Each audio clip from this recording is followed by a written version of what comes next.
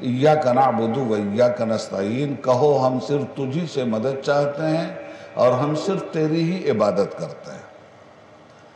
تو انسان کو جب دنیا میں بھیجا تو دنیا میں آنے سے پہلے ہی اس انسان کا جنت میں امتحان لے لیا گیا، اور امتحان کے لیے ایک شجر کا انتخاب کر دیا گیا،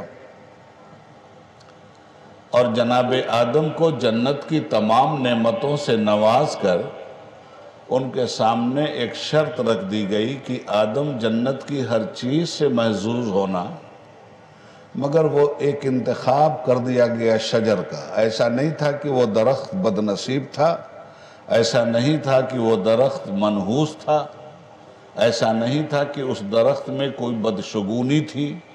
بدشگونی کا جنت سے کیا واسطہ، بد نصیب کا جنت سے کیا واسطہ، محروم القسمت کا جنت سے کیا واسطہ؟ تو جنت میں جو شے ہے وہ بہترین قسمت کی مالک ہے، وہ درخت بھی اپنی ساخت میں بہترین ہی قسمت کا مالک تھا، مگر امتحان حضرت انسان کا مقصود تھا۔ فرمایا آدم اس درخت کے قریب مت جانا، فلا تقربا هذه الشجرہ، خبردار اس درخت کے قریب آدم مت جانا، اور اگر تم اس درخت کے قریب گئے تو حد سے گزرنے والوں میں ہو جاؤ گے، فَتَكُونَ مِنَ الظَّالِمِينَ۔ آدم علیہ السلام نے بھی طے کر لیا کہ بالکل نہیں جانا ہے، رب کی اطاعت میں ہماری بندگی پروان چڑھے گی۔ ایک عزم مصمم کر لیا جناب آدم نے کہ اس درخت کے قریب نہیں جانا ہے، مگر ہوا کیا؟ انسان کی سرشت میں بھول بھی رکھی گئی۔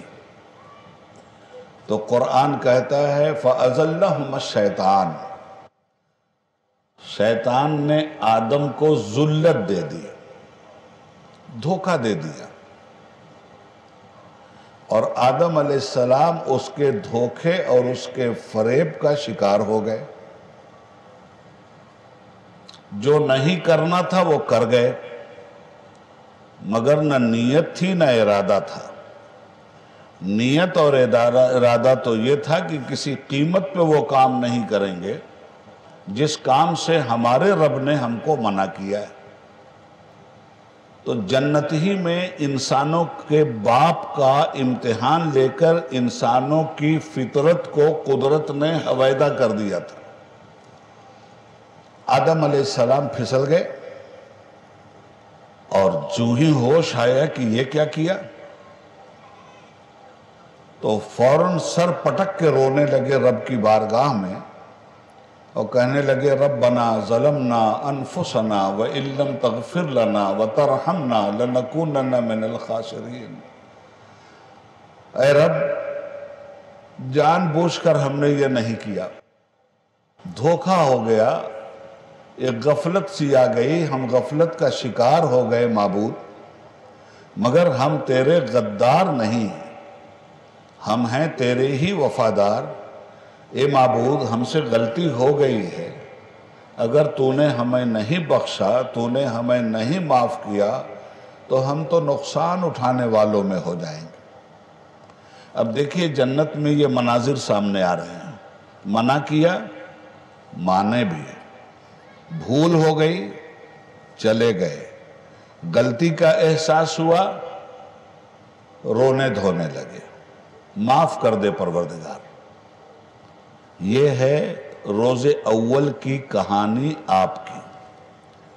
معلوم یہ ہوا کہ دنیا میں بھیجنے سے پہلے انسان کا امتحان جنت میں اس لیے لے لیا گیا کہ دنیا میں بھی جا کر اپنی اس فطرت سے الگ یہ نہیں ہو پائے گا، ذلت ہوگی، دھوکہ ہوگا، گڑبڑ بھی ہوگا، یہ گمراہ بھی ہوگا، یہ بد مذہب بھی ہوگا، یہ بد دین بھی بنے گا، یہ اس لیے کہ بھول میں آدمی حد سے گزر جایا کرتا ہے۔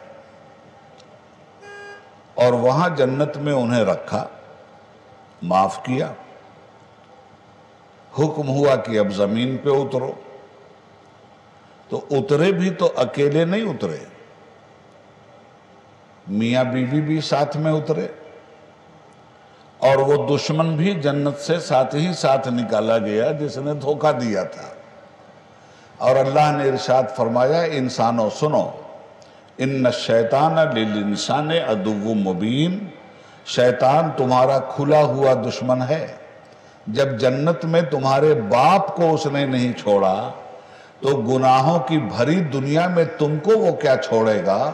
ہم سے وعدہ لے کے جا رہا ہے کہ میں آگے بھی بیٹھوں گا انسانوں کے، پیچھے بھی، داہنے سے بھی آؤں گا، بائیں سے بھی آؤں گا، اور جس آدم کی وجہ سے مجھے جنت سے نکالا گیا ہے اس کی اولادوں کو قیامت تک کی طاقت مجھے دے دے، اتنا بہکاؤں گا، اتنا بہکاؤں گا، اتنا ذلیل کروں گا، اتنا تیرا باغی بنا کر کے اس کو رکھوں گا، تیرے دین کا اتنا دشمن اس کو بنا کے رکھوں گا کہ میں ثابت کر دوں گا کہ یہ تیری اطاعت کے لائق نہیں ہے، یہ تو ہماری ہی طرح ایک باغی چیز ہے جس کو تو نے اپنی اطاعت کے لیے پیدا کیا۔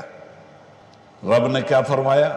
جا، جو تیرے ہوں گے تیرے ہی ساتھ ان انسانوں کو بھی میں جہنم میں ڈھکیل دوں گا۔